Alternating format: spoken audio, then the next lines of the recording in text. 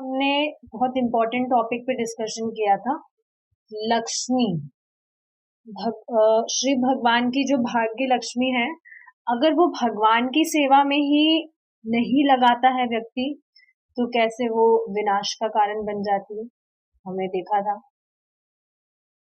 अगर भगवान को नहीं दे रहा है और सिर्फ खुद भोगना चाहता है, कैसे भी उसको अवैध तरीके से वो हासिल करके अपने पास ही रखना चाहता है, तो फिर वो अपने आप व्यय हो जाती है, मतलब अपने आप नष्ट हो जाती है।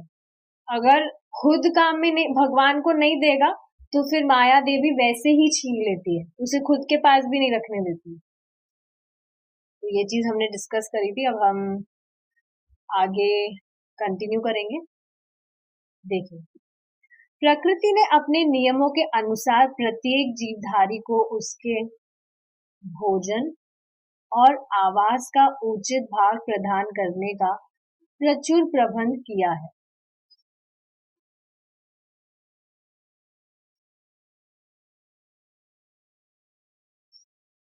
प्रकृति के देखिए, यहीं से कंटिन्यू करेंगे। प्रकृति के नियम हमें उतने धन से अधिक स्वीकार करने की अनुमति नहीं देते जितना हमारे उचित भरण पोषण के लिए अपेक्षित है। प्रकृति के अपने अपने नियम के अनुसार प्रत्येक जीवधारी को उसके भोजन और आवास का उचित भाग प्रदान करने का प्रचुर प्रबंध किया है, किंतु मनुष्य की कभी न तृप्त होने वाली लिप्सा ने समस्त प्राणियों के परम पिता श्री भगवान द्वारा स्थापित व्यवस्था को अस्त व्यस्त कर दिया है। क्या कहा जा रहा है? जितना मनुष्य के लिए पर्याप्त है, उससे ज्यादा उसके पास में रखने दिया भी नहीं जाता है। उसके खुद के सर्वाइवल के लिए जितना भी इनफ है, अगर उससे ज्यादा वो और रखने की इच्छा करता है, तो आप देखेंगे वो कष्ट का कारण ही बनता है। ऐसा तो है नहीं, ऐसा नहीं है कि जितना उसके पालन पोषण के लिए है, उससे अधिक वो रखता नहीं है। होता है लोगों के पास उनके सर्वाइवल से ज्यादा, लेकिन आप देखेंगे अगर ज्यादा होता है तो फिर वो कष्ट का कारण ही बनता है, पीड़ा ही आती है, परेशान तभी तो रहता है व्यक्ति। ये चीज हमने डिस्कस करी थी कि अनावश्यक वस्तु अगर व्यक्ति इकट्ठा करता है तो परेशानी का कारण ही बनता है। प्रकृति ने अपने नियमों के प्रत्येक जीवधारी को उसके भोजन और आवास उचित भाग प्रदान करने का प्रचुर प्रबंध किया है, किंतु मनुष्य की कभी न तृप्त होने वाली लिप्सा ने समस्त प्राणियों के परम पिता श्री भगवान द्वारा स्थापित व्यवस्था को अस्त व्यस्त कर दिया है। देखिए, इसका एक एग्जाम्पल से आपको समझाती हूँ। आपने देखा होगा, प्राय जो पशु होते हैं, वो जितना उनको मतलब करना होता है, काम में लेना होता है, उतना वो लेते हैं, लेकिन गोबरेला की तरह वो इकट्ठा नहीं करते। फॉर एग्जाम्पल, आपने देखा होगा, जो बंदर है उसको भूख लग रही है, तो खाना उसने कहीं देखा, उसको जितनी भूख है वो खाएगा, लेकिन ऐसा नहीं है कि बाकी जो खाना बच गया है वो अपने साथ उसको साथ ले जाएगा। कभी देखा है ऐसे करता हुआ किसी भी पशु को? जितना उसको भूख है वो खाएगा और फिर वो चला जाएगा। लेकिन अब मनुष्य की आप प्रवृत्ति देखिए, देखा होगा आपने कि जितना खाता है ठीक है, खाया, उसके अलावा अपने साथ भी ले जाता है। कोई फंक्शन वगैरह होता है मंदिर में, स्पेशली आप देखेंगे, जो भी क्या बोलते हैं उनको, भंडारे जो लगते हैं, उसमें क्या करते हैं लोग? खाते हैं, खाने के साथ साथ ले जाते हैं साथ में।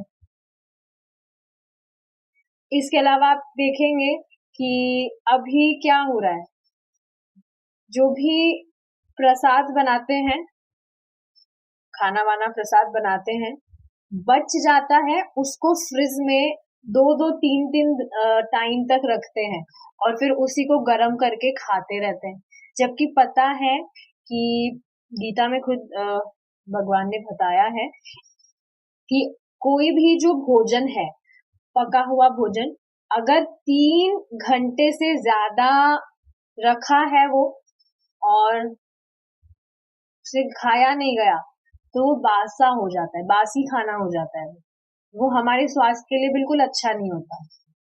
हाँ, ये बात अलग है कि जो प्रसाद है भगवान का वो कभी खराब नहीं होता है, तो इसी वजह से इसका फायदा उठाना चाहिए, है ना। और एक साथ बहुत सारा बनाकर फ्रिज में स्टोर करना चाहिए ताकि बार बार हमें प्रसाद नहीं बनाना पड़े, है ना।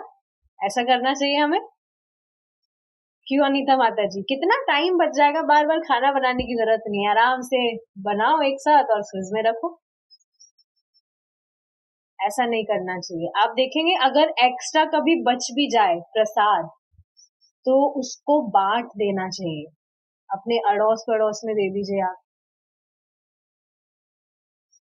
आपको पता है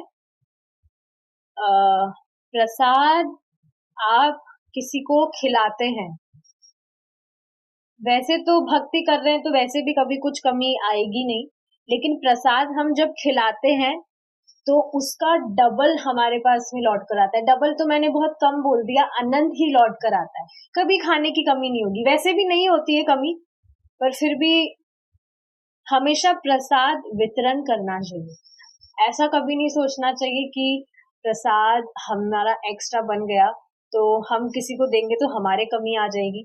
नहीं, ऐसा नहीं होता है कभी भी। सबसे बड़ी सर्विस ही प्रसाद, one of the best service is distributing prasadam. Prabhupada ने खुद ने कहा था कि हमें ज्यादा मंदिर नहीं चाहिए, we need more Govinda restaurants. क्यों ताकि लोगों के पेट में प्रसाद जाए। ये तो सबको पता है प्रसाद कितना प्रभावशाली होता है, चित्त परिवर्तित कर देता है। कोई अभक्त भी प्रसाद खा खा के भक्त बन सकता है। तो इस वजह से समझना चाहिए कि खाना अगर बच जाए तो बांट देना चाहिए, रखना नहीं चाहिए, अच्छा है भी नहीं हमारे स्वास्थ्य के लिए। श्री भगवान की व्यवस्था से नमक का एक महासागर विद्यमान है, क्योंकि नमक प्राणी के लिए अत्यंत आवश्यक है। इसी प्रकार भगवान ने पर्याप्त वायु और प्रकाश का भी प्रबंध किया है। देखिए, ये वो चीजें हैं जो बहुत आवश्यक है। हर कोई जो भी भगवान के द्वारा दी गई है, वायु एटसेट्रा, सब इसको यूज कर रहा है, लेकिन कोई सोचता नहीं है आ कहां से रही है। इस प्रकार भगवान ने पर्याप्त वायु और प्रकाश का भी प्रबंध किया है, जो प्राणियों के लिए अत्यंत आवश्यक है। ऐसा भी नहीं है कि अगर ये नहीं हो तो चल जाएगा। जीव जीवित ही नहीं रह सकता अगर उसको वायु नहीं मिलेगी और प्रकाश नहीं होगा, अंधेरा ही अंधेरा होगा। कितना भयावह हो जाएगा सब कुछ, आप सोचिए। कुछ घंटों के लिए रात आती है, लेकिन आप सोचिए हमेशा रात ही रहे, कभी दिन ही ना हो, कभी प्रकाश ही ना हो, कितनी भयावह स्थिति हो जाएगी। कोई भी व्यक्ति प्रकृति के भंडार से जितना जी चाहे नमक एकत्र कर सकता है, किंतु वैधानिक रूप से हम उससे अधिक नमक खा नहीं सकते जितना हमें चाहिए। समझ पा रहे हैं आप? ये मतलब कटाक्ष किया जा रहा है कि व्यक्ति जैसे कितनी ही वस्तुओं को इकट्ठा कर ले, लेकिन जितनी उसकी आवश्यकता है उससे ज्यादा वो इस्तेमाल में तो नहीं ले सकता ना। कोई भी चीज हो, कुछ भी चीज हो, सोच रहा है कि हाँ मैं इसको रख लेता हूँ, मेरे पास बाद में काम आएगा, लेकिन समझना चाहिए जितनी आवश्यकता है उससे अधिक कैसे इस्तेमाल करेगा वो। यही चीज यहाँ पे नमक का एग्जाम्पल देके बताया जा रहा है कि भंडार है नमक का। व्यक्ति जितना, लेकिन उसकी जितनी आवश्यकता है उतना ही तो वो उसे खा सकता है, लेकिन जितनी आवश्यकता है नहीं उससे ज्यादा एकत्र करके रखना चाहता है। यदि हम अधिक नमक ले लेते हैं तो हमारा भोजन बिगड़ जाता है, और यदि हम कम लेते हैं तो भोजन बेस्वाद हो जाता है। इससे एक बहुत अमेजिंग चीज बताना चाह रहे हैं कि कोई भी जो चीज हम ग्रहण करते हैं, हमारी जितनी आवश्यकता है उतना ही लेना चाहिए, ना तो उससे ज्यादा और उससे कम भी नहीं। जैसे पेट में जितनी भूख है, अगर हम भोजन उतना करेंगे तो हमारी बॉडी नरिश रहेगी। अगर ज्यादा खा लेंगे तो फिर पेट खराब, हालत खराब हो जाएगी। और कम खाएंगे तो फिर पोषण नहीं मिलेगा शरीर को सही से। समझ पा रहे हैं? तो जितनी आवश्यकता है हमारी उतना लेना चाहिए, ना उससे ज्यादा और कम के लिए भी मना किया जा रहा है। किंतु यदि हम सिर्फ उतना ही नमक ले जितना आवश्यक हो तो हमारा भोजन स्वादिष्ट बनेगा और हम स्वस्थ भी रहेंगे। स्पष्ट है? देखिए, सिर्फ ये भोजन की बात नहीं है, कोई भी चीज हो, एक्स वाई जेड कुछ भी, हमारी आवश्यकता से ज्यादा अगर हम उसे ग्रहण करेंगे तो फिर वो नुकसान ही है। कुछ भी चीज हो सकती है। देख लीजिए, आप खुद सोचकर देख लीजिए। घर में जो भी वस्तुएं हम इकट्ठा करते हैं, आप देखिए कितना प्रॉब्लम बन जाती है, खुद ही परेशान होने लगते हैं। पहले तो फिर भी समझ नहीं आती, पर अब आप देखेंगे जैसे जैसे भक्ति कर रहे हैं आपको खुद को बहुत अजीब लगेगा कि अरे ये क्या भर रखा है, निकालो उसको, खाली करो, नहीं चाहिए। दिखने लगेगा अपने आप। आज के युग में इस बात की बड़ी चिंता व्यक्त की जा रही है कि हमारे प्राकृतिक स्रोत दूषित होने के साथ साथ समाप्त भी होते जा रहे हैं। वास्तविकता यह है कि सब वस्तुएं पर्याप्त मात्रा में उपलब्ध है, किंतु दुरुपयोग और लालच के कारण सब कुछ नष्ट किया जा रहा है। संसार के संरक्षणवादी और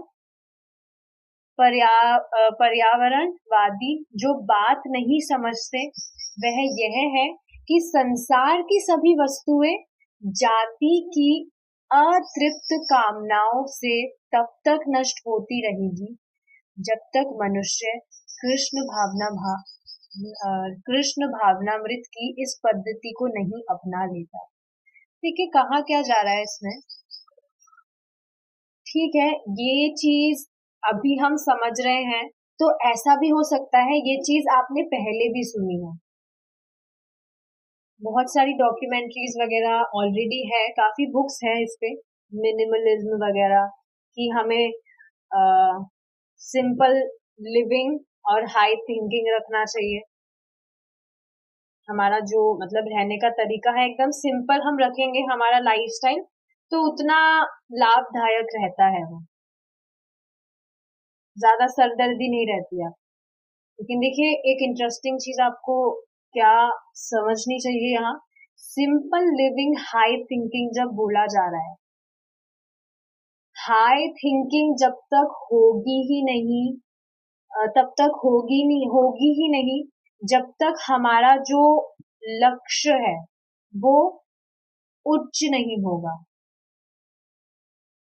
समझ पा रहे हैं आप हाई थिंकिंग का मतलब क्या है? बड़ी सोच। बड़ी सोच का मतलब किसी और वे में नहीं लेना है। बड़ी सोच का मतलब क्या है? बड़ा लक्ष्य है। अगर बड़ा लक्ष्य नहीं है, that is to serve Krishna, तो फिर हाई थिंकिंग का कहाँ ही कोई नामो निशानी नहीं है। और जब व्यक्ति अपना वो जो उच्च लक्ष्य है उसको प्राप्त करने में लगेगा तो अपने आप जो फालतू की चीजें हैं वो तो हटती जाएगी और अपने आप हमारा जो लिविंग लाइफस्टाइल है वो सिंपल होने लगेगा। समझ पा रहे सारी चीजें कैसे लिंक है? एक बार फिर से मैं रिपीट करती हूँ। जब व्यक्ति का उच्चतर लक्ष्य होगा, उच्चतर लक्ष्य क्या है मनुष्य जीवन का? उच्चतर नहीं, एकमात्र लक्ष्य क्या है? भगवान की भक्ति करना, कृष्ण को संतुष्ट करना, ये उच्चतर लक्ष्य है। जब उसे ये लक्ष्य पता चल गया तो अपने आप वो अपने लक्ष्य को पूरा करने में लग जाएगा, राइट? और जब वो ये करने लगेगा तो अपने आप जो फालतू की चीजें हैं वो कट होने लगेगी। अभी जैसे व्यक्ति गोबरेला की तरह जो भी वस्तु इकट्ठा करने में लग रहा है, ये चाहिए वो चाहिए, बाद में क्यों करेगा वो? समझने लगेगा हमारी भक्ति से तो कुछ संबंध है नहीं इसका, तो क्यों इकट्ठा करनी है हमें? फैक्ट आप देखेंगे जो चीजें अभी भरी है उनका बस देने का मन करेगा, भाई ले जाओ, नहीं चाहिए हमें, ऐसे ही ले जाओ। क्यों? क्योंकि पहले तो उनसे अटैचमेंट था, ममता थी उनसे, लेकिन अब जैसे जैसे भक्ति करता है व्यक्ति उसका विजन क्लियर होने लगता है और अपने आप अटैचमेंट भी कम होने लगता है। काफी सारी चीजें तो आप अभी ऑब्जर्व आपको करनी चाहिए। Be an observer. देखिए सोचकर आप, पहले जो चीजें थी उसमें कितना मतलब डिफरेंस आ रहा है, कैसे चेंजेस आ रहे हैं, ऑब्जर्व करके देखिए। ऐसा हो ही नहीं सकता है कि व्यक्ति डेली जप कर रहा है, भगवान का नाम जाप कर रहा है और डेली मतलब नियमित रूप से भक्ति कर रहा है और उसके लाइफ में कुछ चेंजेस ना आए। हो ही नहीं सकता है। इतना कॉन्फिडेंटली मैं क्यों बोल रही हूँ? क्योंकि ये गारंटीड है। व्यक्ति भक्ति कैसे भी कर रहा है, चित्त पे असर पड़ता ही है। समझ पा रहे हैं आप? इसका एक एग्जांपल देती हूँ। एक माता जी थी, है मतलब, और मेरे कहने पर वो मजाक मजाक में मेरे साथ में चैंटिंग करती थी। ऐसा कुछ उन्हें विश्वास नहीं था, ना कुछ इंटरेस्ट था कि हाँ भगवान का नाम है, करना चाहिए या नहीं करना चाहिए, ऐसी कुछ भी उनकी सोच नहीं थी।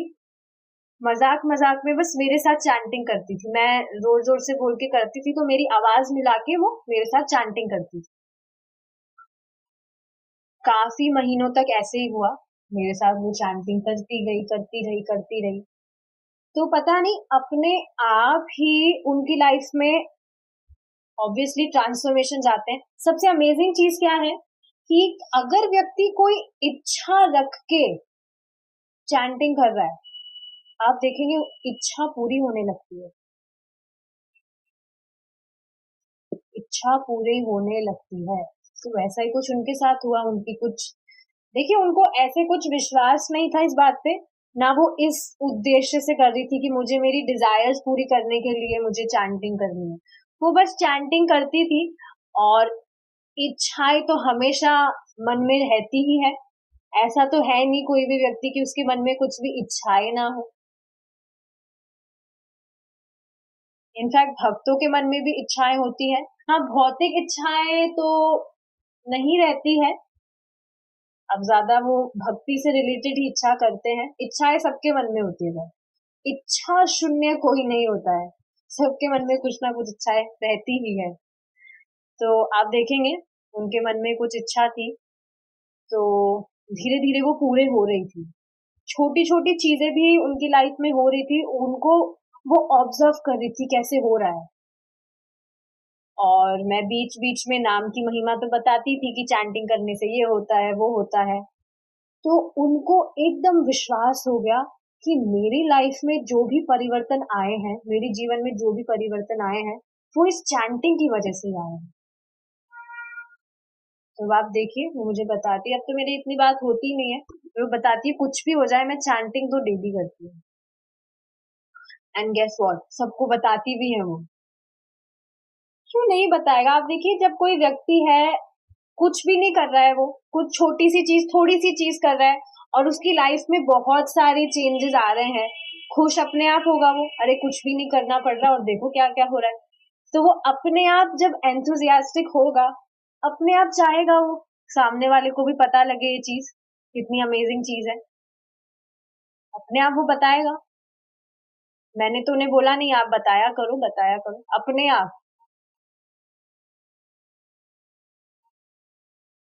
तो यही चीज यहाँ बताई जा रही है, सिंपल लिविंग, हाई थिंकिंग।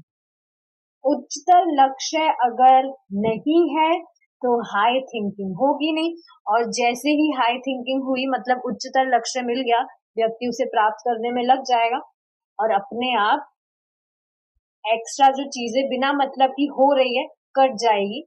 तो सिंपल लिविंग अपने आप, सिंपल लाइफस्टाइल अपने आप हो जाएगा। कृष्ण भावनामृत के बिना सृष्टि के किसी भी स्तर पर शांति प्राप्त करना असंभव है। लिटरली मैं ये चीज ऑब्जर्व करती हूँ जब भी मैं किसी व्यक्ति को देखती हूँ। प्राय प्राय प्राय आप देखेंगे कोई भी व्यक्ति है दुखी ही है। खुश अभी कभी कोई दिखता भी है तो वो एक फेक स्माइल होती है बस। अंदर से जो खुशी आनी चाहिए वो, जो व्यक्ति भक्ति करता है वो उसके फेस पे ही दिखेगा आपको।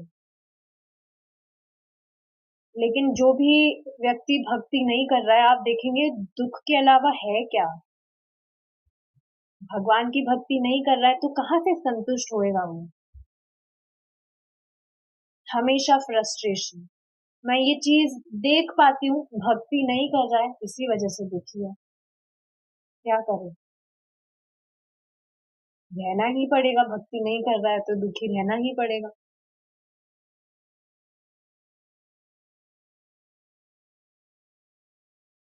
तो यही चीज क्या बताई जा रही है, कृष्ण भावना, कृष्ण भावनामृत के बिना सृष्टि के किसी भी स्तर पर शांति प्राप्त करना असंभव है। इट इज नॉट पॉसिबल, है ही नहीं पॉसिबल। आप देखेंगे व्यक्ति कुछ भी दूसरी चीजें करने का ट्राई करता है, अष्टांग योगा करेगा, मेडिटेशन करेगा, कौन कौन सी चैंटिंग करेगा, पता नहीं क्या क्या चैंटिंग करते हैं लोग, सांस पर ध्यान देंगे। तो कहते हैं वो कि हमें बहुत शांत फील होता है, वी फील वेरी काम, बहुत अच्छा लगता है, लेकिन वो सिर्फ कुछ टाइम के लिए होता है। जैसे ही उस अ, वो जो भी सिचुएशन, मतलब उस स्थिति से वो जैसे ही बाहर आएंगे फिर से पहली जैसी चीजें हो जाएंगी। तो समझना चाहिए भक्ति का जो प्रोसेस है वो बहुत पावरफुल है, और इसका कंपैरिजन किसी से भी नहीं किया जा सकता है, किसी से भी नहीं। You cannot violate the laws of God, as you cannot violate the laws of the state. Similarly, if you violate, you have to suffer. You cannot expect peace and you go on killing animals. That is not possible. Srila Prabhupada क्या कह रहे हैं कि आप भगवान के जो कानून हैं उनको वायलेट नहीं कर सकते, मतलब उनके अगेंस्ट नहीं जा सकते, उन्हें तोड़ नहीं सकते आप।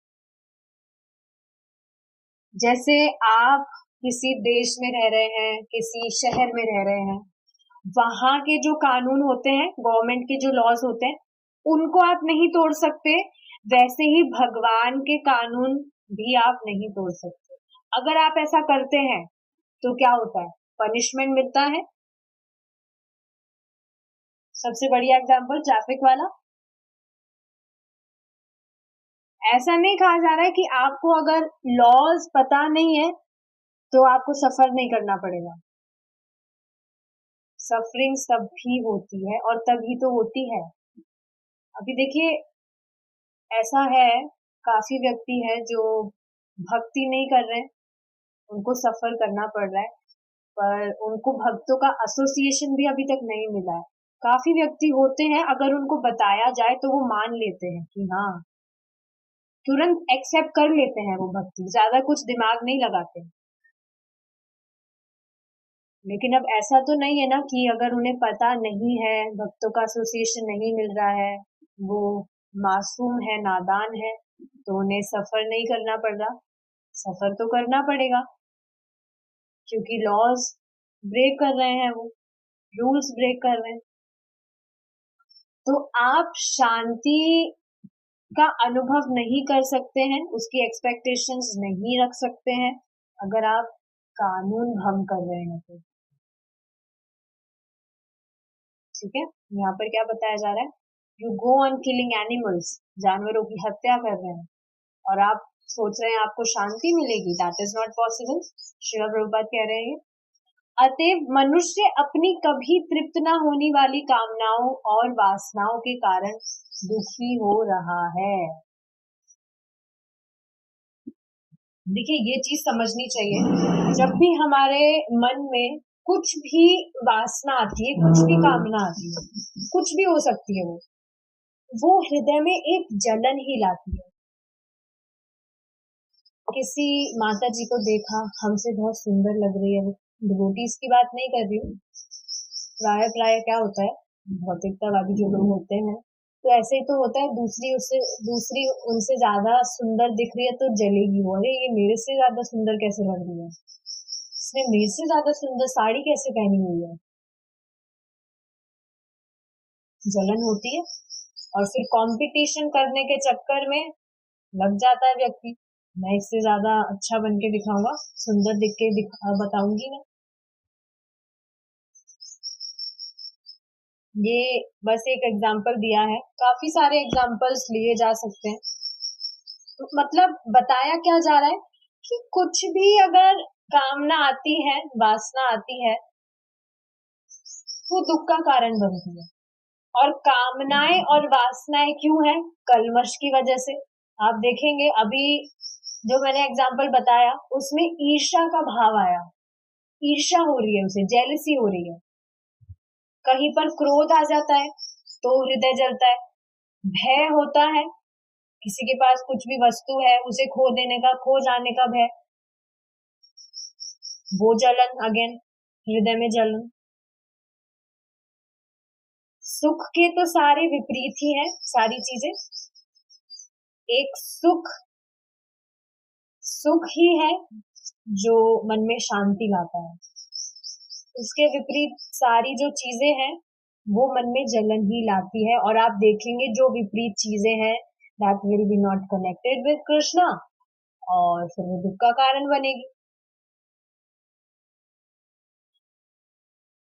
अच्छा, एक और चीज आप मुझे बताइए, जैसे भक्ति की बात हो रही है, तो व्यक्ति को बोला जाता है सुबह उठना, उठिए, आप चैंटिंग करिए, मंगला आरती अटेंड कीजिए, तो क्या ये सुन के उसका हृदय जलने लगता है, वो दुखी हो जाता है कि अरे सुबह उठना पड़ेगा?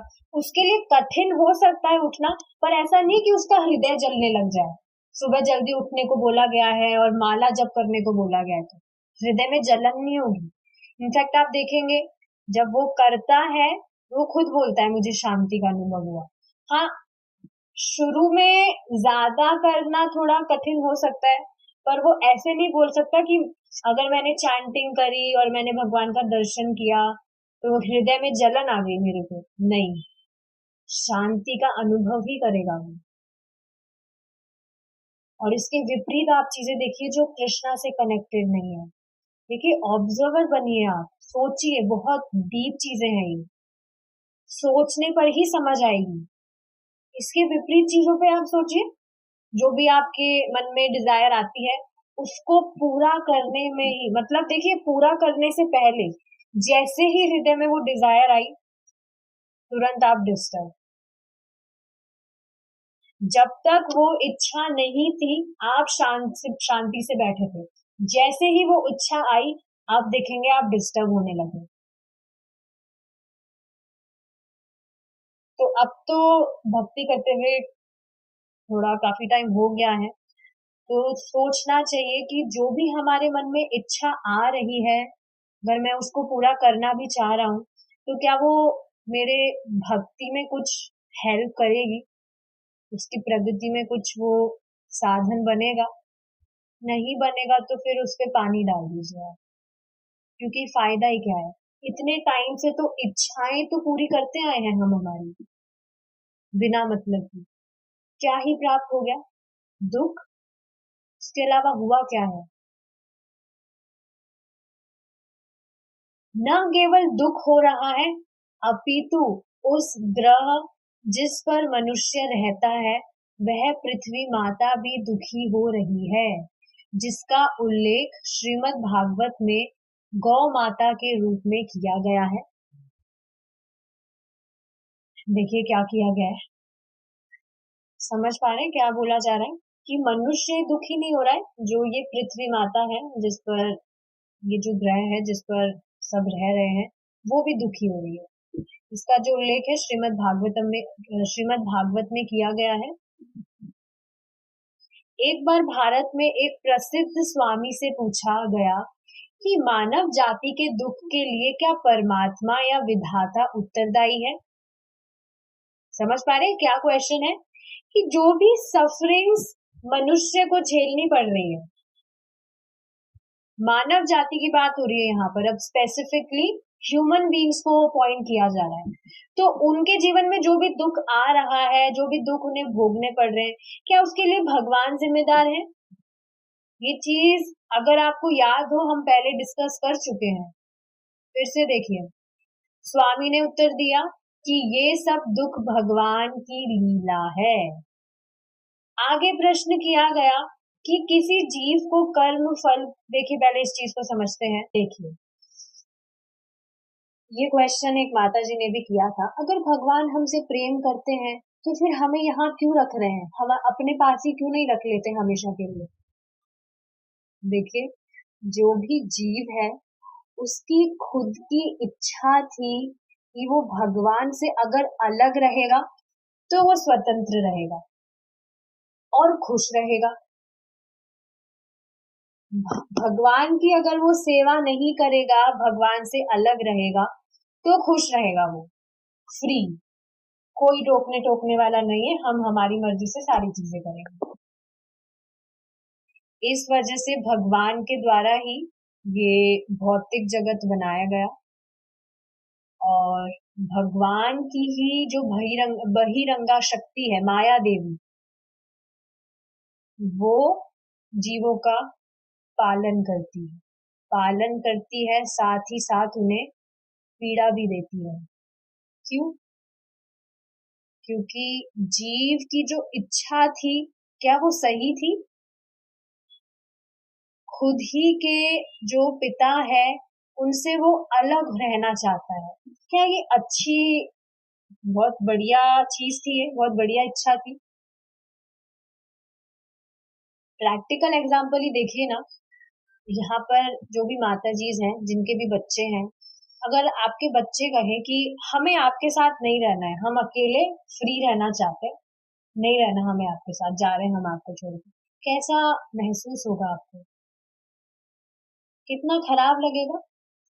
तो यही चीज समझनी चाहिए कि अगर यहाँ पर दुखी व्यक्ति है, उस कारण तो ये है कि वो भगवान को संतुष्ट करने के लिए कुछ नहीं कर रहा है, इस वजह से वह दुखी है।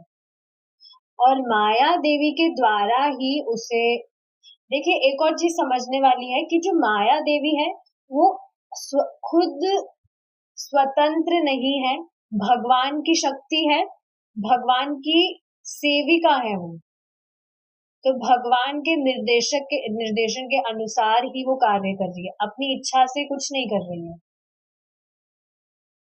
She is controlled by God.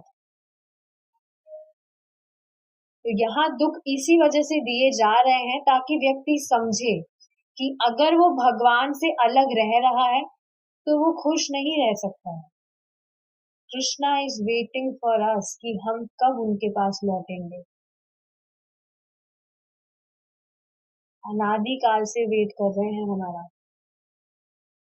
तो समझ पा रहे हैं, नहीं चाहते भगवान कि हम उनसे अलग रहें यहाँ पर, और अलग रह भी रहे हैं, सोच रहे हैं कि हम स्वामी बन के रहेंगे, तो कहाँ ही खुश रह पा रहा है व्यक्ति। इस चीज को समझना चाहिए। आगे प्रश्न किया गया कि किसी जीव को कर्म फल के नियम के निर्देशन में रखा ही क्यों जाता है। स्वामी अपने प्रश्नकर्ताओं को संतोषजनक उत्तर ना दे सके। अद्वैतवादी और निराकारवादी जो केवल जीव और परमेश्वर के एकत्व के सिद्धांत को मानकर चलते हैं, ऐसे प्रश्नों का संतोषजनक उत्तर नहीं दे सके। देखिए, एक क्वेश्चन आया था, निरंकारवादी या निराकारवादी, मायावादी, भौतिकतावादी और ब्रह्मवादी, इनमें क्या भेद है? कोई बताना चाहेगा यहाँ? नहीं तो मैं तो बताऊंगी। 4 चीजें हैं, निराकारवादी, ब्रह्मवादी, मायावादी और शून्यवादी। क्या भेद है चारों में? देखिए, जो निराकारवादी है वो क्या सोचते हैं कि जो भगवान है उनका कोई आकार नहीं है, निराकार है भगवान, उनका कोई फॉर्म नहीं है, बस एक ज्योति है, या कुछ भी, वो बिंदु ज्योति कुछ भी बोलते हैं। आप देखेंगे जैसे एग्जाम्पल्स भ्रमित कुमारी का, Brahma Kumari, they are actually भ्रमित कुमारी, बिंदु पे ध्यान करते हैं, शिव बाबा पता नहीं क्या क्या बोलते हैं।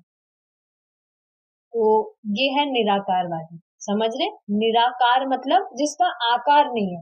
तो भगवान की ऐसे गणना करते हैं वो कि भगवान तो निराकार, का कोई आकार नहीं है। शून्यवादी क्या है? अब इन लोगों की क्या गणना होती है कि व्यक्ति शून्य से आया है और उसे शून्य में मिल जाना है। शून्य का मतलब क्या होता है? कुछ नहीं, मतलब खत्म। तो ये लोग आत्मा की भी कुछ, आत्मा वगैरह की कुछ भी डिस्कशन नहीं करते। अब सोचिए, आत्मा का ही कोई डिस्कशन नहीं है तो परमात्मा तो कहाँ से आएंगे। बस इनकी गणना होती है कुछ नहीं है, ये जगत एक मिथ्या है और शून्य से हम आए हैं, हमें शून्य में मिल जाना है। अब पता नहीं वो क्या क्या उसके लिए काम करते हैं। बस ये समझिए, शून्यवादी मतलब शून्य में मिलना है उनको, ये चीज है।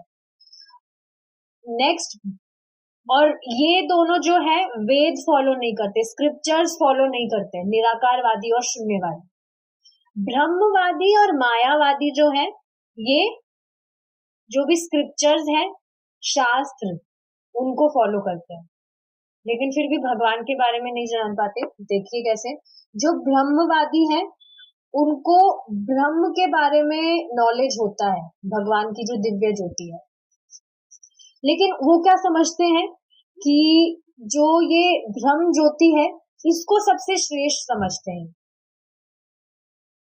और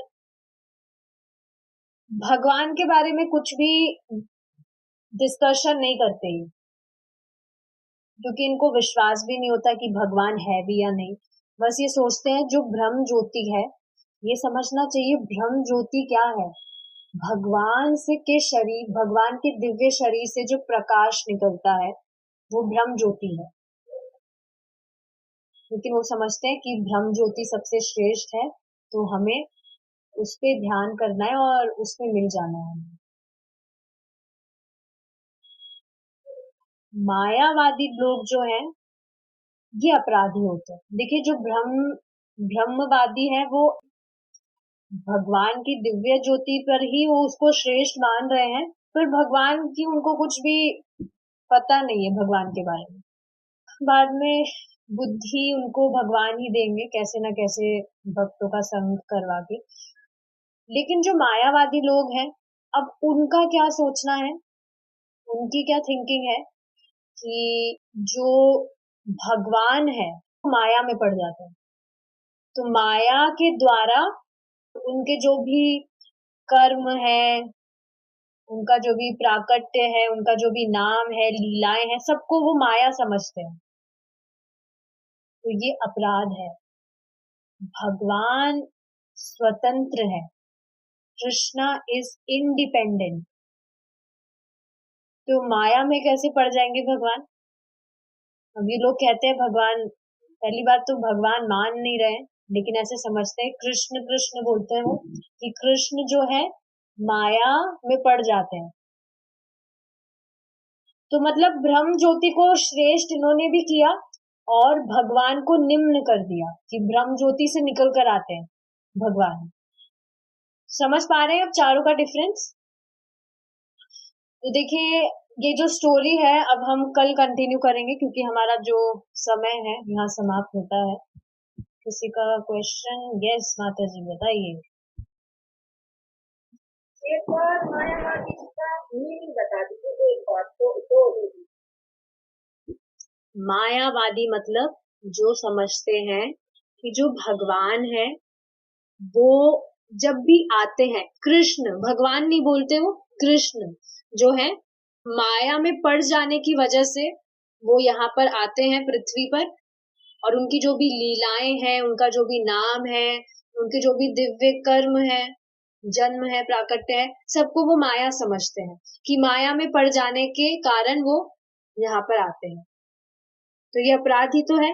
भगवान मतलब वो क्या सोच रहे हैं कि भगवान माया से कंट्रोल हो रहे हैं,